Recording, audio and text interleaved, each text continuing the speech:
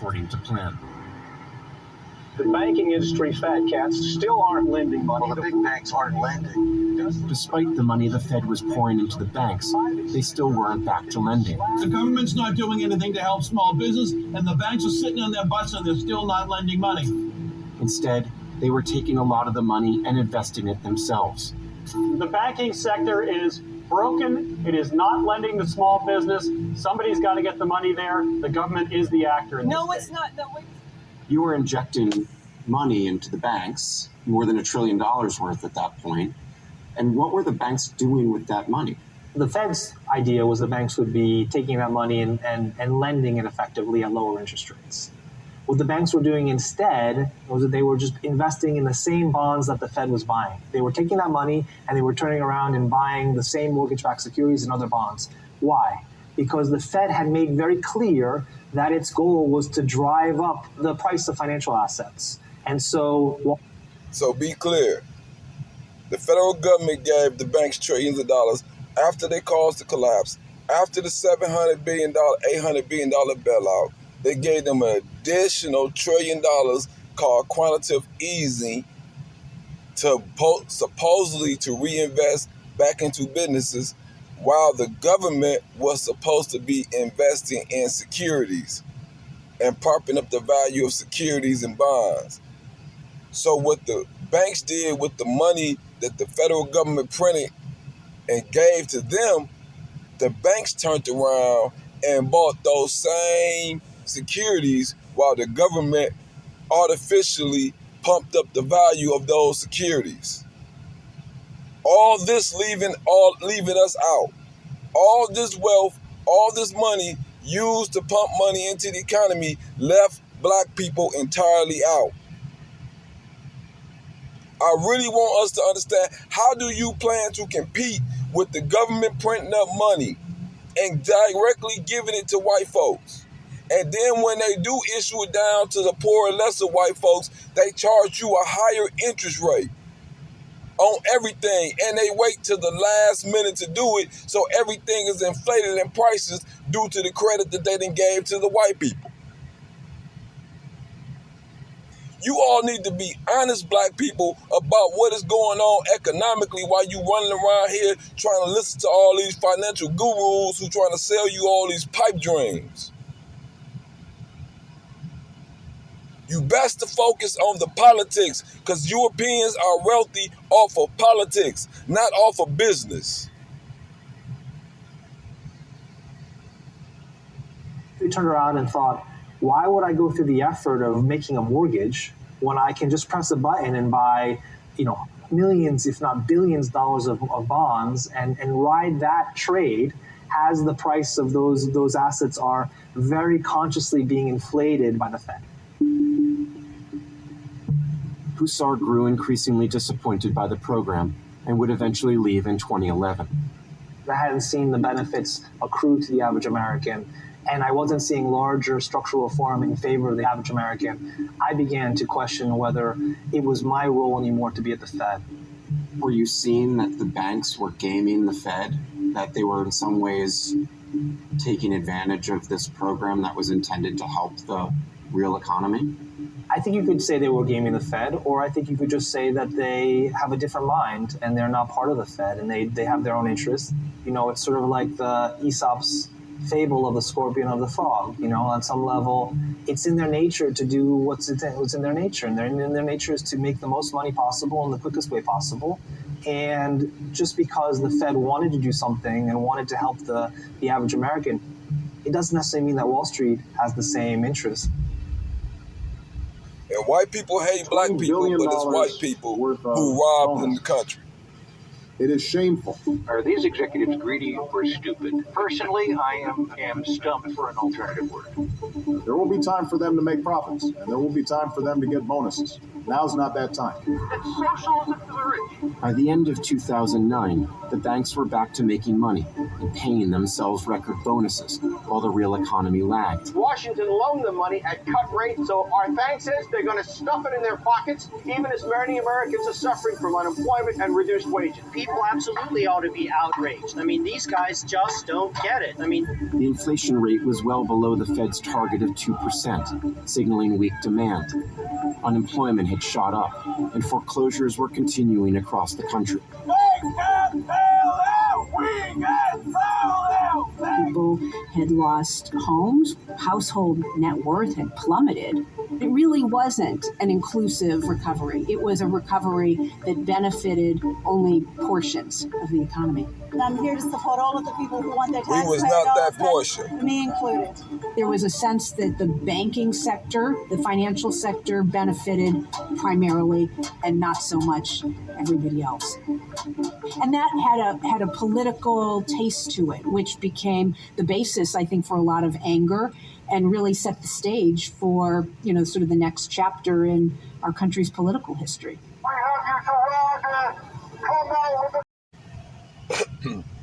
Credit scores are supposed to be race neutral.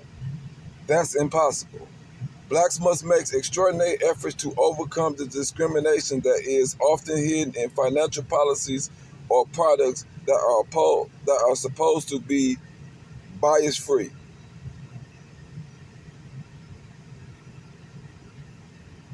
It's funny how certain memories stick with you.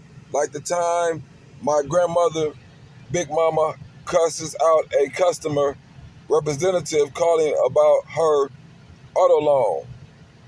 The lender was trying to say my grandmother had missed making her monthly car payment, even though she always paid her bills, not just on time, but early. Big Mama was in the doorway of the kitchen talking on the rotary telephone. I was watching television not far away. No, sir, you better check your records, my grandmother said, punctuating her point with some very sultry language. The one thing you never did was accuse Big Mama of being late for anything, especially for her financial obligations. That woman would pace near the front door of her Baltimore row house, waiting for the letter carrier so she could pay whatever bill arrived that same day. During that phone call, Big Mama pulled out the little red book in which she jotted down her financial information and read names, dates, and amounts to prove her payments was made. By the time my grandmother was done, I felt sorry for the person on the other end of the line. I was thinking of Big Mama the day I found out that I had a perfect 850 credit score on 4 scoring models. If my grandmother was still living, I would have rushed over to show her. Don't ever be late with the white man's money, Big Mama would preach. This was her legacy to me. The constant worry about running your credit history, because for her, a late payment meant being further marginalized. The credit score is supposed to eliminate biases, but factors that are included or excluded in the algorithm used to create a credit score can have the same effects as lending decisions made by prejudiced white loan officers.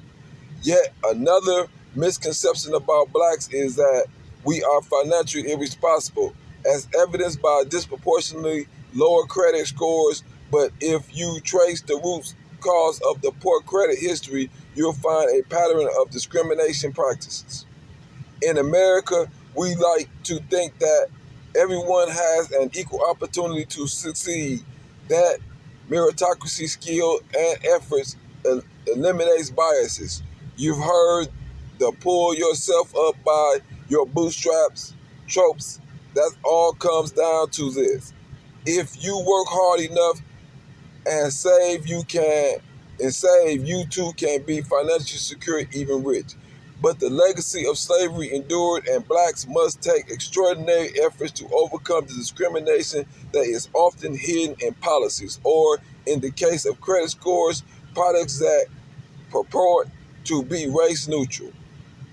Please don't shake your head thinking. Stop making excuses of the failures of black people to lift themselves up. To this, I would argue, if you purposely or even unintentionally trip someone and he or she falls and gets hurt, you can turn around and say it's your fault. You failed. You should have watched where you were walking. America has got to stop tripping black people. Look at the calculation of credit scores, which helps lenders assess risk. When granting credit, insuring automobiles, or deeming someone responsible enough to rent an apartment, credit scores typically go from 300 bad to 850 excellent. The most widely used is the FICO. Its chief rival is Vantage Score, a scoring model that is a joint effort by the three major bureaus, Equifax, Expedient, and TransUnion. Before the advent of the three-digit credit scores, a consumer loan depended in large part on a face-to-face application process, which stood between you and a home or auto loan was a white male lending officer, which is why my grandmother was obsessed about her bill paying habit. The credit score is supposed to eliminate biases. The 1974 Equal Credit Opportunity Act barred credit score systems from using information such as sex, or marital status, national origins, religion, or race. Decades of discrimination in employment, lending, policy, debt collections, and even criminal prosecutions have left black families struggling to make ends meet. This would lend one to think that credit score calculations can be biased, but factors that are included or excluded in the algorithm uses to create a credit score can have the same effects as lending decisions made by prejudiced white loan officers. Although credit scores models can't directly use a consumer race to calculate a score, there are other less obvious ways that the system puts blacks at a disadvantage. Decades of discrimination, employment, lending, policies, debt collections, and even criminal prosecution have left black families struggling to make ends meet. Let me walk you through how the Dean's credit score, how your race or identity shapes your financial decision making, shares your thoughts with us. One path to achieving a good credit score is a history of responsible credit usage. The ability to get a mortgage and pay it on time can have an extremely positive impact on your credit score. Blacks still have to contend with redlining, a rating system endorsing by a federal government agency. The Homeowners Loan Corp that designated black neighborhoods as too risky for mortgage lending. A 2018 study by the National Community Investment Coalition found that while over redlining is illegal today, having been prohibited under the Fair Housing Act of 1968, its enduring effects is still evident in the structures of U.S. cities. Access to credit is an underpinning of economics, inclusion, and wealth building in the U.S., the report said. To fill some of the lending gaps, black-owned banks stepped in to serve black communities, but the number of black-owned banks has declined by more than 50% since 2001, according to a recent Urban Institute report. So blacks who are discriminated against in mortgage lending often turn to higher-cost predatory loans, or they just rent.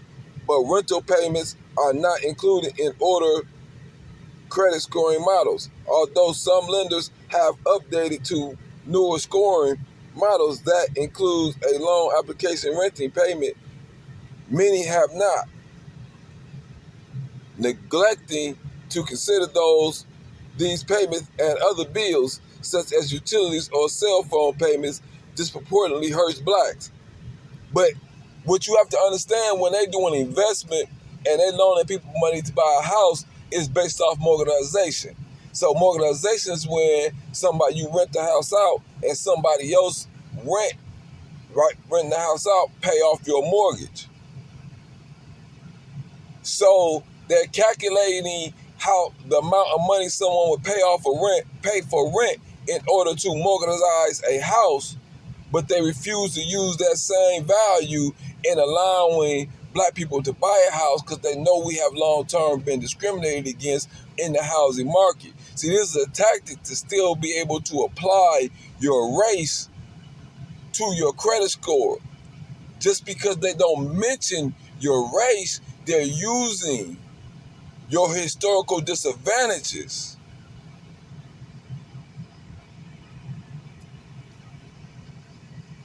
Okay. And by the way, racist policies throughout blacks, no matter how responsible they are. One quick way to impact your credit history is a court order, judgment, and black borrowers are more likely to fare badly when taken to court by their creditors. Debt collectors' lawsuits that end in default judgment also disproportionately go against blacks, according to a 2020 Pew Charitable Trust report. What happens next? Creditor creates a negative credit snowball, a crisis hit, and black borrowers can't pay their debts. They already are more likely to be underpaid. Reports have shown creditors are more likely to sue black borrowers. Debt collectors' lawsuits that end in default judgment can have lasting consequences for consumers, economic stability, and Paul reports said, adding over the long term, these consequences can impede people's ability to score housing credit and employment. So what they're telling you is that when they recognize that a black person has a credit situation default, he is more likely to be sued than a white person. So therefore, it applies on his credit. So what they explain to you is that blacks are hit by so many other aspects of American economic system that it can't help but affect your credit rating. And this is intentional, and the historical data is there for them to understand that these things apply to black people. But what they chose to do is use that historical effects, negative effects, or actions that have been applied to black people to continue to weaponize that against us. What they're doing is they're using Jim Crow, the history of job discrimination against black people, to continue to deny you access to credit, access to buying homes.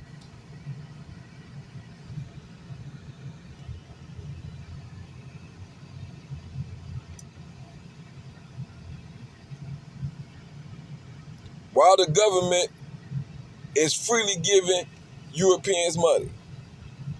You got to understand what is going on, and I'm trying to explain to black people that we're not going to be able to compete with this money print machine. We have to pull back economically. We have to learn to create goods and services within our own community, circulate wealth within our own community, treat them something like the Amish, produce a product, goods and services, and sell it to them. We have to do some form of economic withdrawal, stop valuing their money.